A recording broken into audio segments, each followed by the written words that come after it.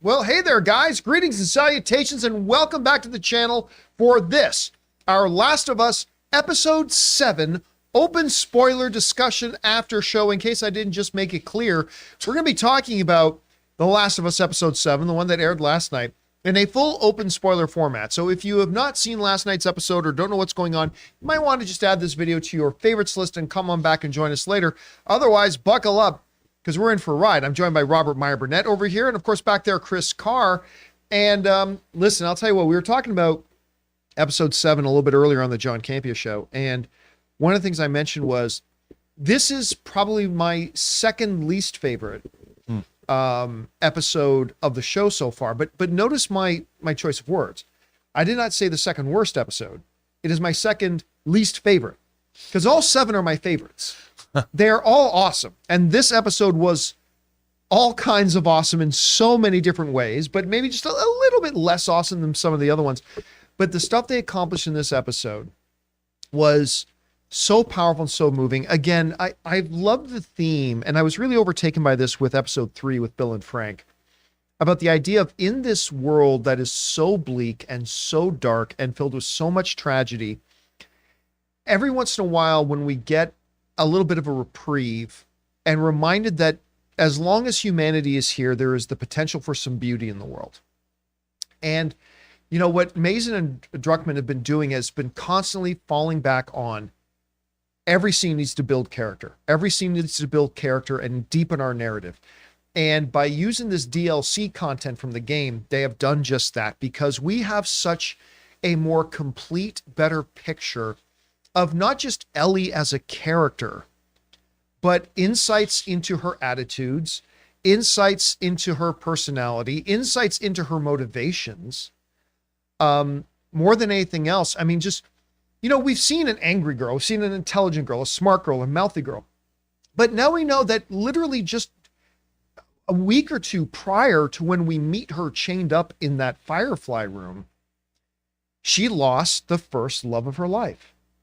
You know, her best friend, the girl that she loved, after they had this real beautiful moment and she realized that Riley reciprocated her feelings back to her, she had probably the best night of her life, only to, in the most tragic of ways, be ripped away from her. And it just brought so much more depth and meaning to the scene in the last episode when she shoves Joel and says, everyone that has been in my life has either died or left me. And in the case of Riley, both. Riley first left her, then came back, and then died. And then on top of all that, we now understand, they don't say it in the show, but we now understand that Ellie, on top of everything else, is suffering with survivor's guilt. She's suffering with that too. Why did I live and Riley died, and all that kind of stuff. And I'll just tell you, and then when they brought it full circle back at the end of the episode, when she's replaying that in her head with Riley saying to her, we are going to live every moment that we have. We're going to take advantage of every bit of this time that we have. And we could take the easy way out, which if they did, Ellie, the hope for humanity, is gone. And then they do a hard smash cut back to her in that house, desperately trying to find some needle and thread. And I just tell you, I'm sitting here saying it's my second least favorite of the season, and yet it is so utterly beautiful and profound, gorgeously acted. This was the first episode that Bella Ramsey was able to, Joel was put aside, and she was really able to take the spotlight herself. And she showed that she can carry this show. I mean, Joel's been carrying a lot of the heavy lifting. Pedro Pascal's had most of the really more meaty stuff to do. But I'll tell you what, she has shown that she's been able to carry this show. Anyway, Chris, you watched the episode. What were some of your first impressions, and, you know, now that you look back on it from yesterday? Oh man, this was so well done. And like you, it's not my favorite of the episodes, but it's so telling of a show that it's all been so good and so consistent that this is one of my least favorites, as opposed to this was a filler episode, or this was something that wasn't necessary. This really, really pads out her background so well. I think the casting of Storm Reed as Riley was so wonderful and so perfect. inspired. She does such a wonderful job in this. And they really just execute a lot of the moments from the DLC so well in this.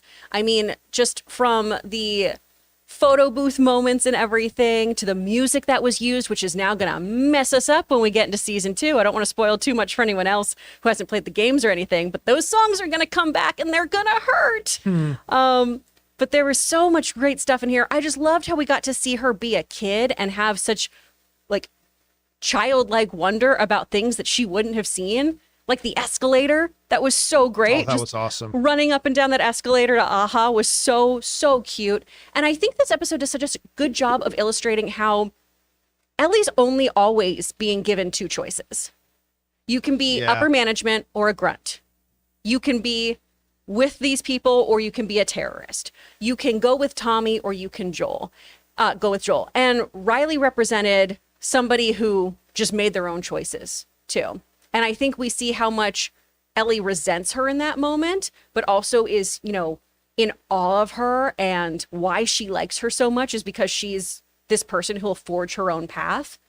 And even when she sees it, though, firsthand, Ellie is like, I don't know. I don't know if I can do that because I was presented with this option of doing well. Right. And I think that's really, really interesting because Ellie's not presented with having a lot of agency in that way. A lot of times she does not have a slew of options. And this episode really gives her the chance to do whatever she wants. And she chooses to go back for Joel and she chooses to try to save him. And I think that is a really, really cool moment in this. And I'm also so glad that, like in the DLC, we don't see Riley turn. I don't know about you guys, but my imagination is a lot worse than what someone could put on screen. And so I think that was still such a smart choice because then it leaves you going, well, God, did Riley turn? And because then, you know, Ellie didn't. Did Ellie have to put her down or did she get away from her? We don't know what happens there. And I think that gray area just adds to how tumultuous and troubled Ellie's background is. And I love that. You know what the part for me in that last bit of the show when, you know, they've been bit and everything is right before she gets bit. And this is the part that really broke my heart. When Ellie finally says to Riley, stay, I want you to stay. And then just a simple, Riley says, okay. Like, she just went through this whole long thing about explaining why she can't really stay. Like her life is going to be as a grunt. She has a purpose over here, blah, blah, blah. But when Ellie just says stay and she says, okay, knowing what's about to come, that broke my heart.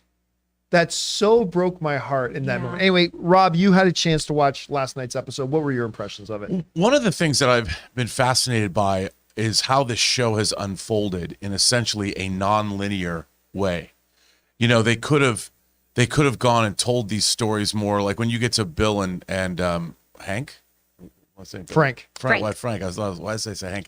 So when you get to Bill and Frank, you essentially watch 20 years of a story that has nothing, honestly, to do necessarily with the main narrative of Joel and Ellie. Yet it has everything to do with the story that's being told. Yeah. And this, again, the choice to, like, they could have made this the penultimate episode, you know, but obviously the final 2 episodes are needed this episode first. Yes. And so what I found so interesting to me about this was going back and, like, we needed Ellie's story. You know, we got Joel's backstory. We saw it open with Joel's daughter. We needed this story, but in a way, you know, there's all this stuff in the show made about how is she immune to this?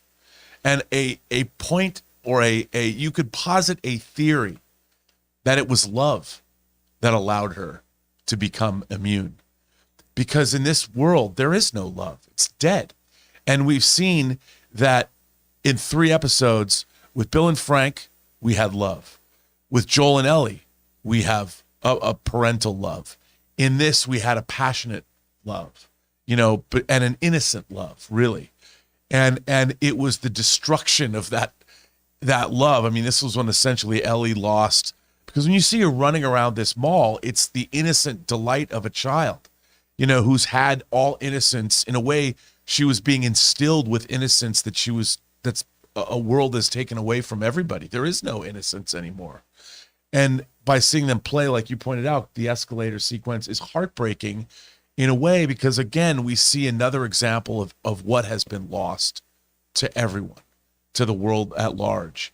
And I like this episode, I think, more than you did, because to me, I see it all as a part of this tapestry, Right. more than anything else. And none of the pieces, I've never watched the episode that you don't need this story, because they're adding so much. Like people talk about, oh, how come we needed the Bill and Frank story? Why do we need that? And it's like, because this story is not just about two characters.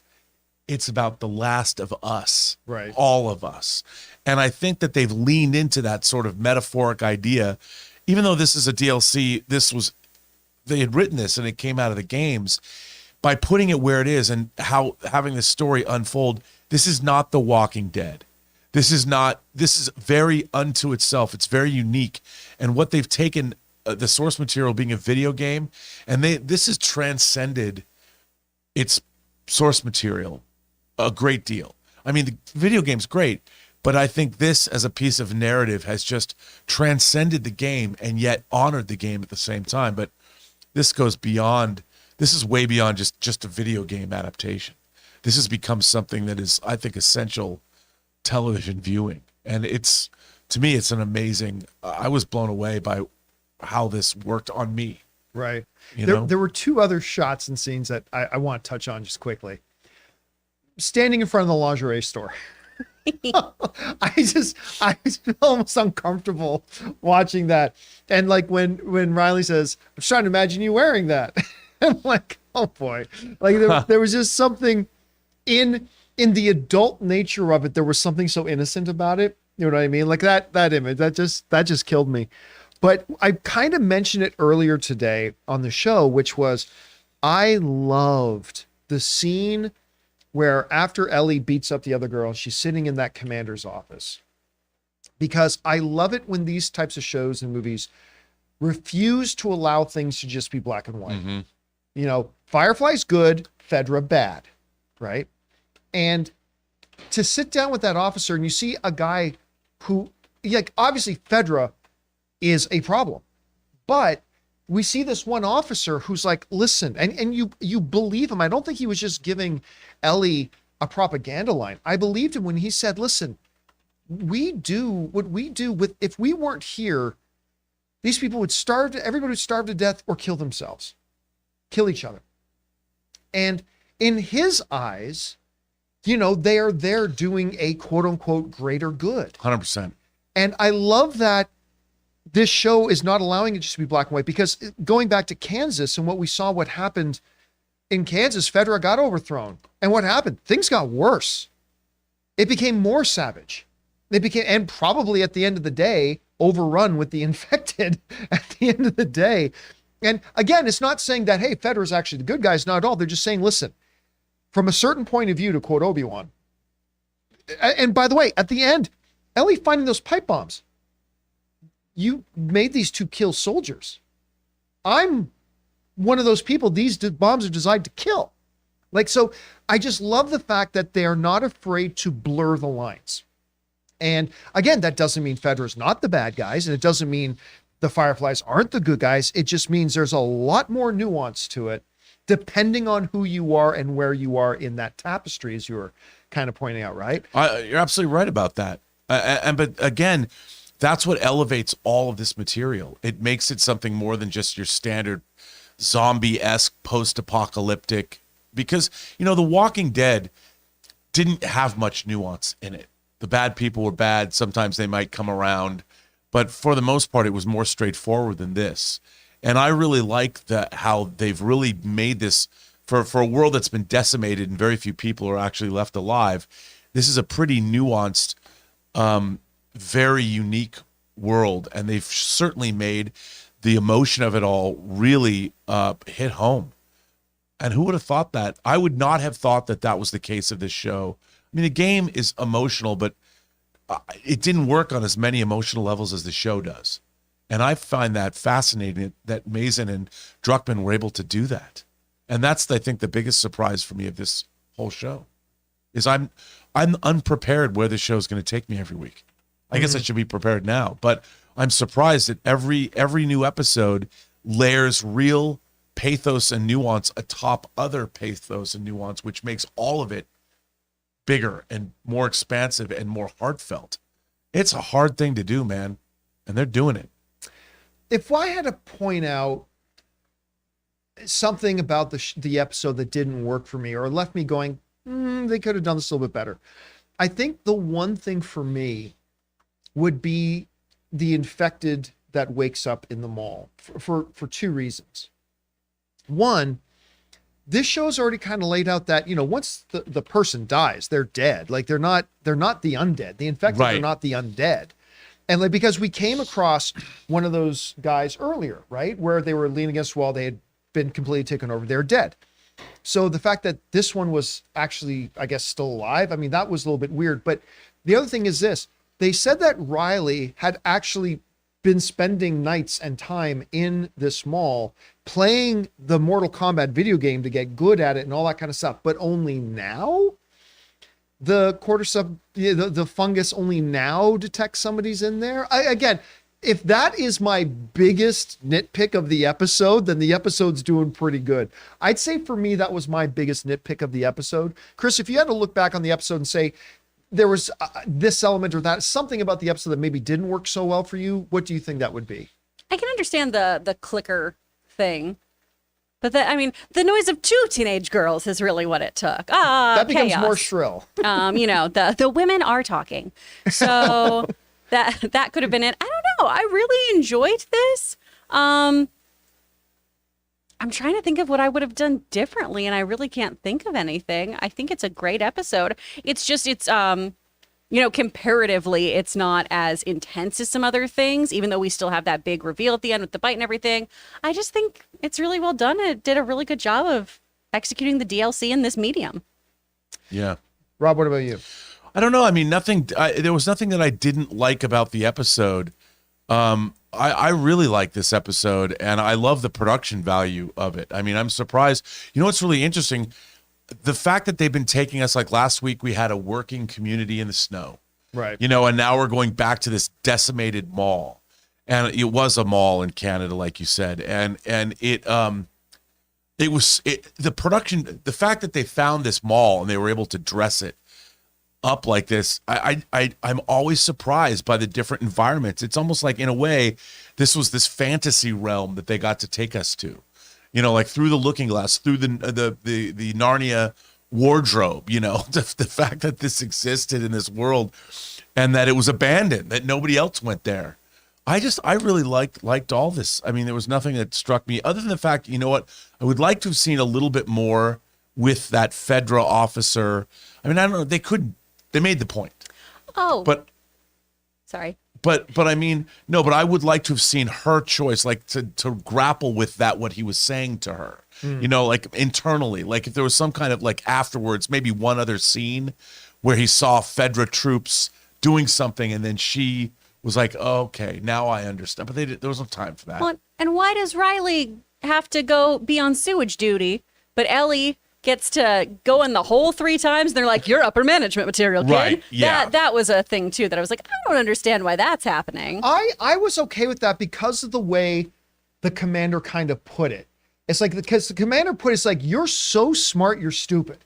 And it's like all putting her in the hole, all the discipline, all that was trying to get through to her because he recognized she is future command material, and we got to get through to her. And that's why at the end there, it's like, we're not gonna put me in the hole. We tried putting you in the hole. So I love that line. We said, we tried putting you in a hole, so we're going to try something different. I'm just going to tell you the truth. Yep. All right. You can either be this, but you got the potential to be this. And that came into play later on too. I loved, because the way Ellie minds work, when she's talking to Riley, she says, listen, maybe there is bad stuff in FEDRA, but we can be the future of it. Like, we can change it. And I love that line. And then I loved even more the follow-up line. Well, you can change it. I'm destined to be guard duty for the people who shovel the crap. I mean, just the way they tied all that together and made it like a vital part of her story and her narrative. I thought that was actually really quite clever. I think it's interesting. I think they've downplayed FEDRA as villains throughout the series, more so than the game. because in the game, FEDRA was clearly evil. Right. Unless Yeah. you talk to what was her name in Kansas, Right, who murdered her brother. From her perspective, very clearly just the bad guy. Kathleen. right, sure. But we didn't Kathleen, see it. that's right. Yeah, I mean, that was an interesting thing as we saw at the aftermath of that. We didn't see. But I thought that was interesting that I thought he was a very sympathetic character. Phone plan starting at just $15 a month. You guys know I made the switch over to Mint Mobile a while ago. The process couldn't have been easier, and I can't believe that I am spending less than a third of what I was spending on one of the other major carriers before. By going online only and eliminating the traditional costs of retail, Mint Mobile passes the significant savings on to you. All plans come with unlimited talk, text, and high-speed data delivered on the nation's largest 5G network. Use your own phone with any Mint Mobile plan and switch easily in minutes with eSIM. To get your new wireless plan for just $15 a month and get the plan shipped to your door free, go to mintmobile.com/Campea. That's mintmobile.com/Campea. Cut your wireless bill to $15 a month at mintmobile.com/Campea. And thank you to our friends at Rocket Money and Mint Mobile for sponsoring this episode of our The Last of Us After Show. All right, guys, with that down, let's spend the rest of our time now just taking your thoughts, theories, opinions, and questions, observations about this episode. So, Chris, what do we got up here? From Just a Sub 32, I don't know why, but I find the idea of exploring an abandoned mall quite relaxing. Oh, God, the idea of finding like an old abandoned mall, especially if I could find an old abandoned mall that was abandoned and boarded up, untouched from the late 80s, early 90s. What an adventure that would be to go in there and just, it would be a living time capsule. You know what I mean?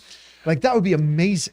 And I can't help but see it as an homage to Romero's Dawn of the Dead. A little too. bit. Yeah. You know, that's one of the things. It's like paying respect to the grandfather of the All right. genre. What's next? From Just a Sub 32 again, the story of Ellie and Riley is so amazing. It uses some of the best parts of dramatic irony. Audience knows something the characters don't so well. It really, again, 98% of it came from the DLC, which is, again, the same guy who wrote the screen for television, but the translation was perfect.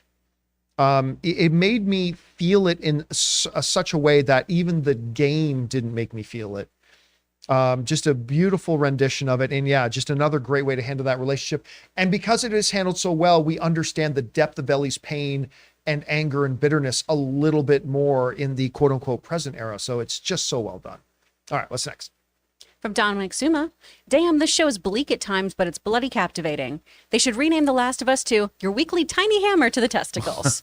I mean, but Rob, you know, you've pointed this out before. One of the great things about this show over, say, something like The Walking Dead, and we're not bashing on The Walking Not at all. Dead. Not at all. It's just that this show, it's important for this show to remind us of the beauty in the world still. Whether that was so poignantly done in the Bill and Frank episode, or even in this episode, that there are still things to live for. There is love to be had. There is beauty and innocence and all that kind of stuff is there. It's just it lives in a world that is very bleak. Yes. And we'll snuff that stuff out, but it can rise again. So you're right, though. It's just, it'll break your heart, and then it'll restore your hope in humanity a little bit, and then it'll break your heart again. Mm-hmm. And like you said, little tiny hammer to the testicles. Sometimes not so tiny. All right, what's next?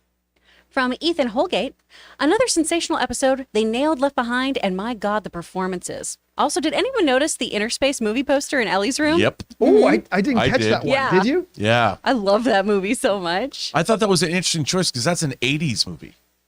You know, so that poster was old when the cordyceps outbreak happened.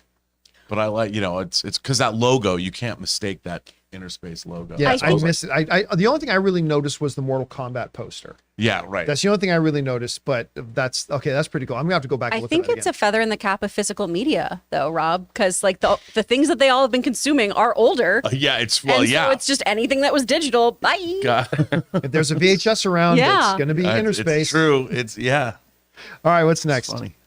From Glenn Mark, that music, what was Ellie playing? Aha. Got it?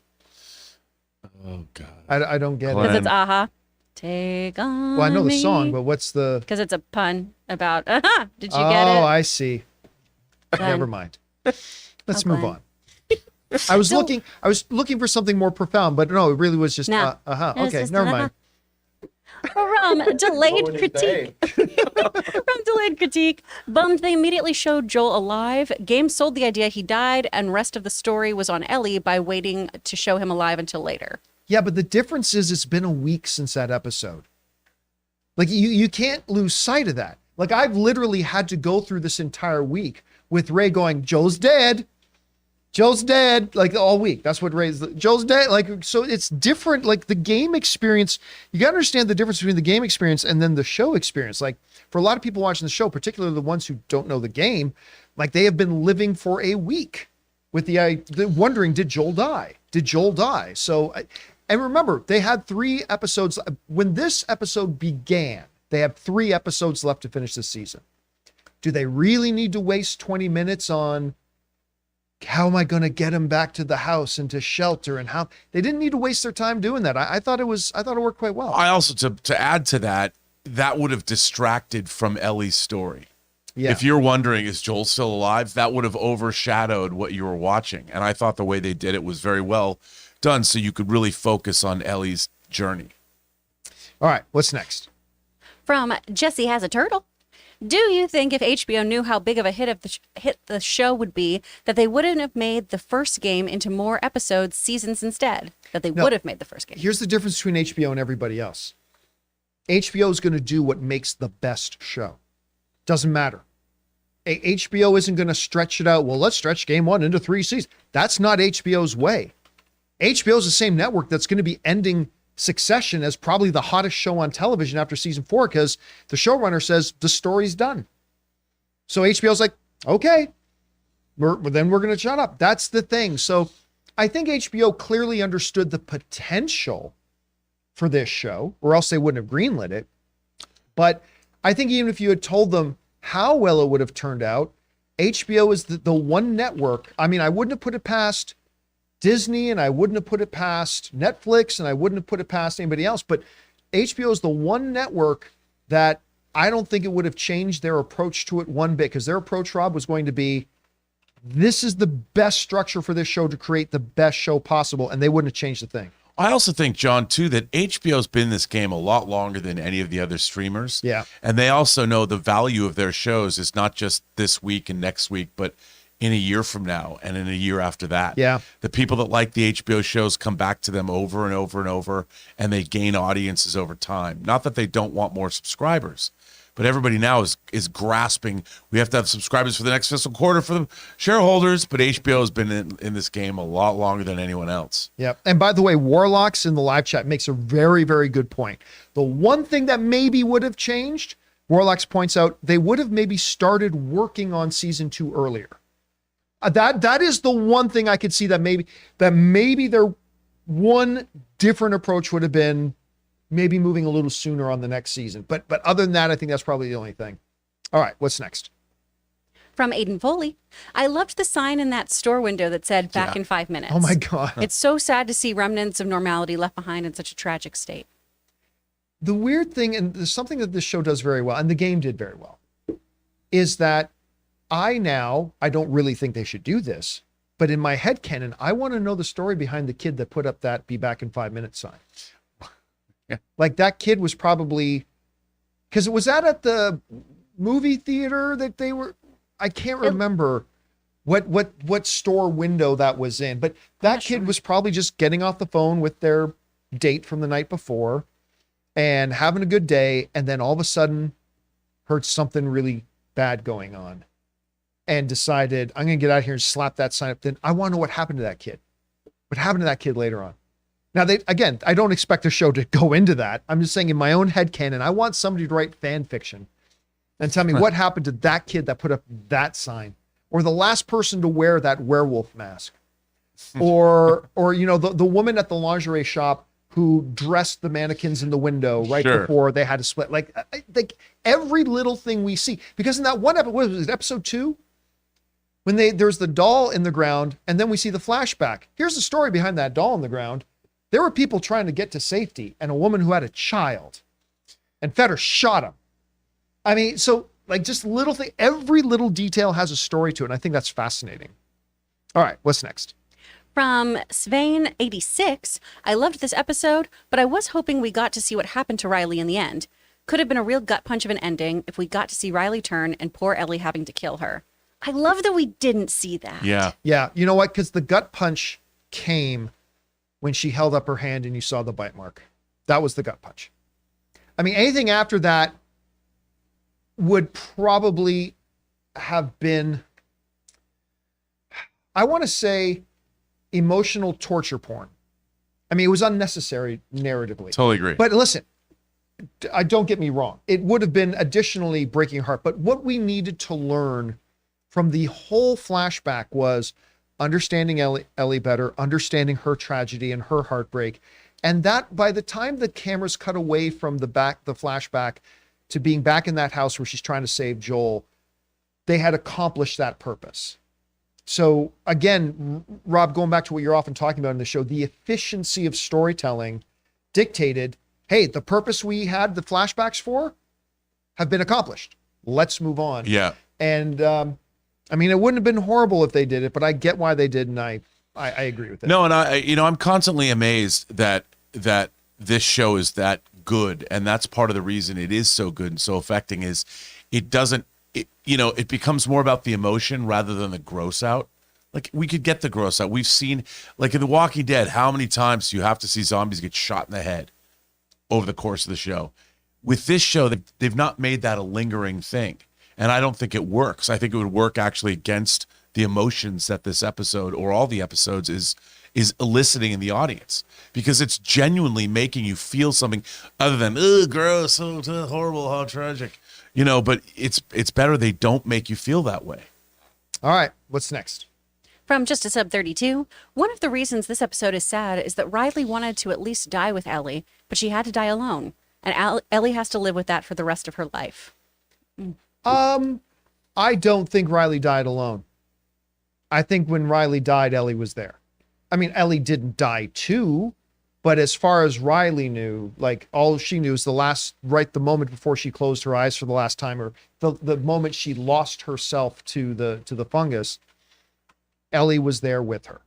Now, maybe there's going to be another flashback at some time where Ellie's dealing with the guilt that she actually abandoned her and did leave before she died, or whatever. But I think the implied message here is that she was with her when she died.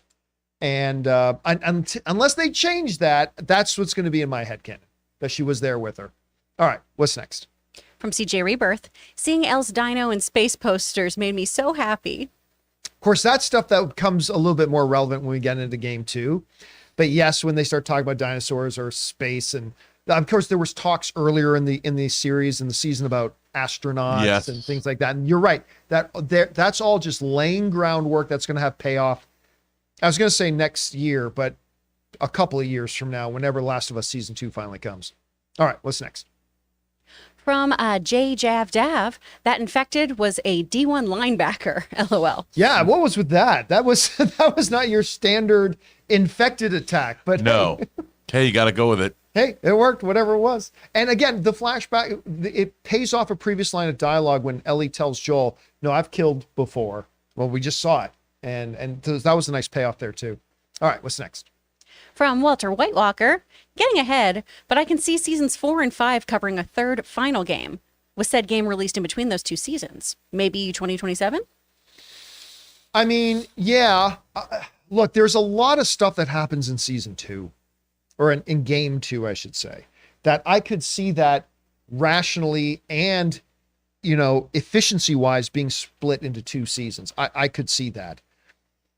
But then 3 and 4, because I'll tell you what, the way the second game ends, you have to have a third part of that story.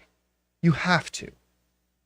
When, sorry, for those of you who don't know the game's order, I won't say what happens, but the ending of the second game is really the beginning of a third.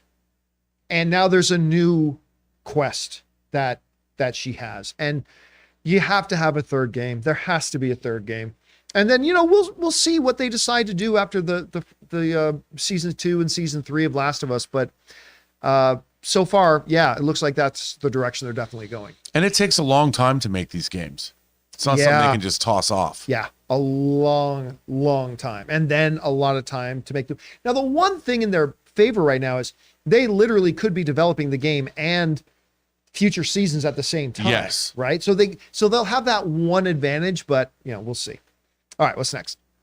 From Glenn Mark, Pedro's opening scene, stellar. Did you see that little tear down his cheek? He's wounded and useless. He's devastatingly disappointed with himself. Oh, such a good little moment. Yeah, and ultimately, what they started in the last episode, we got into season 2 and episode 3 and then episode 4 about the forming of the bond between them. It comes to fruition, I believe, when he, not in the last episode, when he's saying, look, I'm not the one who can fulfill the mission that was given to me. But as he's laying on the bed, he's like, I'd rather die alone, believing there's a chance you'll be okay. Go find Tommy. That to me, and then the desperation of Ellie to save Joel. Like, to me, with all the stuff going on in the flashback, this was the episode that cemented it. These are now the two people that they love most in the world. I think Druckmann actually might have said a little something about that afterwards, but because as of now, Joel is the person that Ellie loves now most in the world. Mm-hmm. And with all due respect to Tommy, who's a grown man that can take care of himself, I think Ellie is the one person in the world that Joel now loves the most in the world. And that all happened in this episode in the midst of a massive, massive 85% flashback. Yes. And so that's pretty impressive that they pulled that off. All right, what's next? From In My Humble Opinion Reviews, I had never seen the DLC content, so everything in this episode was new for me. I have also never seen the DLC content. I read about the DLC content. Yeah, me too. But I had never actually, I watched the whole 12, 16-hour Last of Us. I watched the whole 18-hour Last of Us Part 2, but I've not seen the DLC. But I knew what was going to happen and knew because I read about it, but it was done so well, so beautifully well. Look at that. All right, what's next? From J. Jav Dav, the rage Bella portrays when screaming and smashing the glass felt so real. Yeah. She's the MVP of the show so far, in my opinion. I would still give that to Pedro Pascal, but that's because up until this point, Pedro Pascal has been given the more meaty stuff to do. This was the first time that we actually got to see Bella kind of hold the stage on her own. Well, it wasn't even on her own. She Storm Reed had something to do with that. Yeah. But I mean, she is, look, what's really funny? Like all the boo-hoo crying when the casting was announced, everybody now pretends like that never happened. Oh, it did. When they first announced casting of Pedro Pascal as Joel, well, he's not my Joel, and Bella Ramsey as that's not, yeah. You know what? It even persisted a little bit after the first episode, even just a little bit after the second episode. Crickets. You don't hear that nonsense no more. Because people realizing how stupid they look when they keep saying that nonsense. Now, don't get me wrong. There was nothing wrong with hearing the casting of a show and thinking, that doesn't fit the way I envision it, and saying, there's nothing wrong with saying, I'm skeptical about this, but I'll wait and see. Like, there's nothing wrong with that. Anybody who was a little bit skeptical about it. I'm talking about the overt, absolute, trying to shit all over Pedro Pascal. This is the stupidest, blah, blah, blah, blah. Where's everybody now? Where are you at? Where are you at? And Bella Ramsey, I mean, she'd already kind of shut everybody's mouth, but she really did this episode. And people said some really mean things about her. Oh, yeah. Yeah. And I was perplexed by that because she was so great as Little Miss Mormont in Game of Thrones. Like, hasn't she already proven her mettle to you as an actress? Like, yeah. Why are you making it personal like this? What does that have to do with it? And she's been terrific. All right. What's next? From Just Sub 32, I really enjoyed the irony at the end as Ellie had no idea that she would be living option 3. Yeah, that's true. I that was such a great line when she just sits there, like, because Riley makes it clear we got 2 options, and she goes through this option, and then this tells you a little bit about Ellie's mindset. What's option 3? What's option 3? And that gives us insight into the way she's going to look at the world. And the way moving forward, she's going to problem solve. And the way that maybe ultimately she saves the world. I mean, it was just a really, really great moment, I thought. Yep. In that. 100%. All right. What's next? From Fangblaze71, I felt so bad for Joel when he was in the bed. I just wanted to jump in the TV and give him a hug. You know, what makes that a little more powerful is he's the guy who fixes things. And he probably sees that as his entire worth. And now that he's the one, there's nothing he can do to help. There's nothing he can do to protect Bella or protect Ellie. There's nothing he can do. He is at that moment dead weight. And I'll tell you what, I also felt really bad for him when this little girl shows up with this needle and thread. So, I'm going to fix you. It's like, that's got to be a little bit of an oh no moment as well, but Oh, man. had to be done. I was really hoping she'd find a bottle of booze or something too to just pour over it. 'Cause I Oh, was just yeah. like, oh, that's not clean. That's not clean at see all. if you can start that oven and like maybe sterilize that yeah. needle. No? Boil some Okay. water. I don't know. Figure it out. Ooh. All right, what's next? From Ryan Launer. So what do you call an alligator in a vest? Dang it, this is going to drive me nuts. I know the answer. You guys want to know? Yeah. Sure. Okay, what do you call an alligator in a vest? Ready? An investigator. Come on, that's pretty good. You know what? That one's not bad. Yeah, it's not bad. That one's not bad. That one's pretty good. I told you, my wife Ann bought that whole the episode with Sam, and they had that Yeah. book or the preset. Ann got online immediately and ordered that book. She now has that book. I should have brought it in. I should have it here and read one pun every time we do an after show. Keep it away from Harloff. Yeah. Oh, yeah. Gosh. He It's might gonna be like, the ghost author of that book. I'm not really sure. All right, what's next? From The Fault in Our Death Stars. Not meant to be political, but it's funny that two of the biggest things last weekend, Ant-Man and The Last of Us, touched on socialism and communism, respectively. LOL. I guess, yeah, I go back to that line because especially when somebody pointed out how uncomfortable Tommy was with the realization. It's like, oh, I would say we're communists. No, we're communists. We are a commune. We are literally communists. I thought that was so funny. That was done really well. I mean, what's interesting too is that doesn't necessarily mean that they're pushing the idea of socialism. No. But this, you know. in a world that has been reduced to what it is now, that's the way you're going to restore a Right. society. Yeah, I mean, is everybody relying on each other and looking out for each other, and that's the way you're going to rebuild hope. absolutely. You can't. There is no economic system anymore, Right. because there's no economy. So The you barter can't, system again. Yeah, you can't have capitalism. I mean, whatever version you have of it, it isn't capitalism because there's no capital. Yep. All right, what's next? From Walter Whitewalker. Guess the Ashley J cameo will be in the finale or the penultimate. We got 2 more episodes, right? We do, because I believe it's the next episode. Is it not the next episode that the guy who voiced Joel? Troy Baker. Yes. Yes, he makes his. We actually saw him in the next time on. Yeah. So I'm guessing she could pop up there, or maybe it'll be the final episode. But it's gonna be really neat to see. What's the voice actor's name again? Troy Baker. Troy Baker. That's right. So they showed Troy Baker in the next time on Astro. So that's He's gonna phenomenal. be a big kick for the. He's Veterans not game. going to be a nice gentleman. No, he's not a good dude. No. All right, what's next? From Glenmark. By the way, I meant to say I like your hooded jacket, John. Oh, thank you. I actually had this. This is my very Canadian jacket. Very bust out. It's kind of cold for It's LA cool. It is right cold now. for LA. So I thought I'd break out the old Canadian jacket. Thank you. I appreciate that. Back I to have the no tracksuit fashion mafia. sense. All right, not a tracksuit mafia. That's me. What's next? From Aaron Wicker. According to the podcast, the mall used in this episode only had 1 store on the 2nd level. Everything above the ground floor was made by CGI. Wow. I Looks nice. believe that because I remember back in the day, I worked in a mall. I worked a retail. The one retail job I ever worked, and I held the job for like 2 weeks. But I was in this new mall. They've been around for a while, and the top floor of the mall was not able to get any retailers to come in. And it was kind of like base empty. And I found out that there's actually a lot of malls like that around the country and around North America. So I'm not surprised. That's one of the reasons that store closed, or that entire mall closed. I mean, they were already struggling a little bit, then the pandemic hit, and ultimately I believe it closed in 2021 or late 2020, something like that. Yeah, so not surprised to hear that. All right, what's next? From Daniel Vacara. The use of Take On Me was great with the game tie-in. I also love the version of the song they played, because the merry-go-round music, or the merry-go-round music was Take On Me, only done in merry-go-round music kind of tunes. I thought that was really sweet. I love that, the way they did that. All right, what's next? From Josh Bullington. So people looted sneakers, but not soap.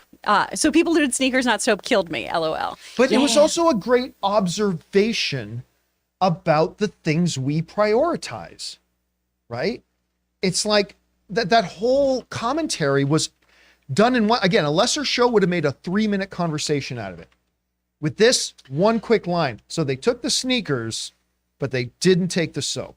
The things that we know are actual necessities, the things you need, but these are the things you want. I mean, I thought it was a great observation. Well, and it's interesting because we've seen 2 times. So Ellie has taken 2 showers, I think, in the show, and both times they've like showed her wring her hair out. Like they've shown that it's very subtle, but that showers are this amazing thing to have in this world. That if you What can a get, luxury. the ultimate luxury. But they haven't put it in your face. Mm-hmm. And I got that with the soap. Like, oh my God, how great it must be to take a shower in that world. We saw it with our own pandemic, though, of what people at first were prioritizing. Yeah. Yep. And then all of a sudden, it was all of us being like, oh, shit, I need cleaning supplies and toilet paper. Like, what? Yeah. You didn't have a bidet before. Whew. I look, it was the first time in my life. I remember at one point in the pandemic where I started, and I'm an optimist, but even I was starting to get a little bit worried about like supplies, whatever. And I remember I got on, and even on Amazon, you had a hard time finding anything. And I found this one company that was selling like crates of canned soup. And I ordered like, Anne laughed at me, but I ordered like, I'm a husband. My job's to take care of my wife. So I ordered like 4 crates of these, but cases, not crates. I had like 4 cases of these canned soups I would just keep just in case. Cause I still remember, man, going to the grocery store and like cupboards were bare. And like, there was like, it wasn't for a lot of the pandemic, but there was a window, like a 1 or 2 week window in the pandemic where even an optimist like me was looking at things and going, how bad can this get? Yeah. Oh, I know. mean, it was. I'm just so glad it didn't come to anything like that. All right. What's next? From Daniel Vaccaro again, they shot the episode at an abandoned 1-story mall that was about to be demolished, where they were told they could break anything, which included the escalator scene. The rest was shot on a soundstage. Yeah, I believe it was a 2-story mall, though. I don't think it was a 1-story. I believe it was. Is that the? This is the mall. That's the mall, the Northland Mall. Yeah. Which is in Alberta. Some of you will have no idea about the specialness of it, but on the very far left of the screen, you just see a little bit of Tim Hortons. little Tim Hortons there. God, few things make me as homesick as seeing a little thing about there it is. Oh, I miss Tim Hortons. Oh, I miss it so much. Abandoned malls again are cool. If I could find one that was abandoned in the 90s but sealed off and then suddenly go in again, that'd be a kick. All right, what's next? From Luke Stockton, at the beginning, the officer offers 2 options. At the end, Riley offers 2 options. Yet Ellie seems to find a third option, her own. This show is awesome. Can't wait for episodes 8 and 9. Yeah. Yeah. Again, it goes to the point that we are getting a bit of an insight into the way she problem solves and the way she thinks and the way she looks at things. And it's like, okay, you can tell me there's 2 options, but I don't accept that. There's something else. There's not, again, so much character building, which has been the absolute spine and backbone of this show. Character development. They just keep hammering on it, and that investment is paying off huge. All right, what's next? From Suthius, I thought the officer was a decent, very cool-headed human being, and I thought to myself, this is FEDRA? Don't seem too bad at all. Say yes, Ellie. Again, if we go back to the Kansas episode, right? You now have a group of people that are doing what they think is necessary. Well, isn't that the root of all evil? Because ultimately, at the end of the day, you had FEDRA, who was very problematic, but you had a lot of people in FEDRA who just justified to themselves, or maybe even thought they were doing the right thing because we're just doing what's necessary. We need to keep people fed. Well, then we need to do what's necessary to keep them fed. We need to keep the people safe. Well, we'll need to do what's necessary to keep people safe, even if that means performing atrocious atrocities against others, right? We saw the people in Kansas do it. We see that FEDRA does it, but even still within them could be good people who just bought into that. And I think it really depends. Like they're never going to say this outwardly, but in terms of FEDRA represents the government, the authorities, and then there is that anti-authoritarian streak in Americans. That's why we have the Second Amendment, not to protect ourselves from invaders, but from our own government. That's really the idea. And so it really depends, like how people, I think around the country, FEDRA would be different depending on who they're dealing with and how they have to deal with them. There's going to be some people that are easy to deal with and they work in tandem. And then there's going to be some people that immediately see the government as the enemy. That's America. I don't know if that's an exact interpretation of the Second Amendment. I think it's Well, no, but I mean, that's the way it's playing out in Last of Us. yeah, but I mean that there is the idea that it is that idea that you protect yourself from enemies, foreign and domestic. So that's definitely part of it. But what FEDRA would, I mean, it's a governmental lockdown of the country that happened out of necessity because of the cordyceps outbreak, and it would really depend on the civilian population and how they deal with that authoritarian group. And I think around the country, there'd be some places that it would work better than others simply because of who you'd be dealing with on either side. Boston as opposed to Kansas. All right, what's next? From Albert L. If I'm not mistaken, in the merry-go-round scene, the melody was The Cure's Just Like Heaven. Beautiful scene either way. Oh, that is correct. Yes. It was The Cure. Dun, dun, dun, dun, dun, dun, dun. Yeah. Oh, was it? I thought it was like Show Take me, On show Me, me, just done in a show different me. way. I may stand corrected. That's the way I remember it, but I guess I'm wrong about that. I have to go back and watch that again. All right, what's next? From Daniel Vacara. I'd agree that this was the second worst episode after 4, but it was very good. Next episode should be great. Just concerned with the finale being 43 minutes. Again, it is very difficult. First of all, if this was a Disney Plus show and we saw a 43-minute episode, we'd be going, woohoo, 43 minutes. It's very difficult to kind of think about how is something going to be paced when we're outside of the game? Because so much of the game is filled with gameplay and fighting off guards and fighting off monsters and all. Like when you really narrow it down and boil it down to the essential storytelling elements, 43 minutes may be plenty.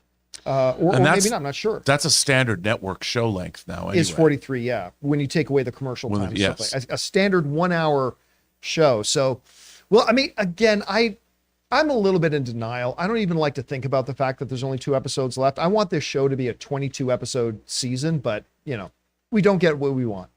All right, what's next? From Vixter 5001. I love the show and agree it's superb. In defense of Walking Dead, that had strong characters with strong bonds till the very end. It wasn't without depth. Oh, no. Again, we're not at all trying to sit here and crap on Walking Dead whatsoever. I just think with the whole zombie, it's not zombies, they're infected. It's the same fucking thing. When you're talking about 2 pop culturally extremely big and relevant shows that are so similar and thematically like that, it's just a natural point of comparison. And we're not at all trying to make any sort of negative commentary on Walking Dead. We're just saying that you take a super popular, super successful show like Walking Dead, and this show, which has a lot of similar thematic things, does certain things even better. So it's meant to be highlighting how good this one thing is doing certain things, not putting down the other Totally whatsoever. agree. That's what I meant. I didn't mean to. Yeah. All right. What's next? From Daniel Vacara, the shot with the lights coming on was all VFX, which they said was the hardest shot and the one they were worried about. It was an impressively built set. Again, that whole moment, when I said this on the show this morning, when you are able to elicit the same emotional response to something on screen as our protagonist is experiencing on screen, that's magic. Yes. When we see the awe and wonder in Ellie's face, like seeing something she had never conceived of before, and that it's conveyed so effectively that it elicits that same response. I'm sitting there watching this. It's like, it's a fucking mall. But I felt it because of the way they conveyed it so much. You felt the awe and wonder that the character felt. It is a superior kind of storytelling when you can not just show the audience something that the characters are feeling, but get the audience to experience those feelings that our character on screen is feeling. And 100%. Rob, that is not easy to do. Not at all. And that's when we were talking about earlier today, what a great special effect is. Yeah. That's how you use effects the best way possible, where you can create, they're seamless. You don't even know you're looking at effects. All right. And is that it? That's it. And guys, that's perfect. We're also 1 hour on the nose. Guys, that'll do it for this installment of our The Last of Us open spoiler discussion. Thank you so much for being here and making this show part of your day. We still have just 2 episodes to go. 2 more episodes to go, but I'm looking forward to each and every minute that we're going to get from them. I want to thank, of course, Robert Meyer Burnett for being here. Of course, Chris Carr for being here. Back there running the show today was Taylor Gonzalez. And guys, thank you so much for making this show a part of your day. Hey, if you're into the after show thing, don't forget, on Wednesday, we're going to be doing our first open spoiler discussion after show for Mandalorian Season 3. We hope you guys will join us for that. And of course, come back and join us for the John Campea Show tomorrow here on the channel. All right, guys, that'll do it for us for now. Thanks a lot for being here. And until next time, my friends, bye-bye.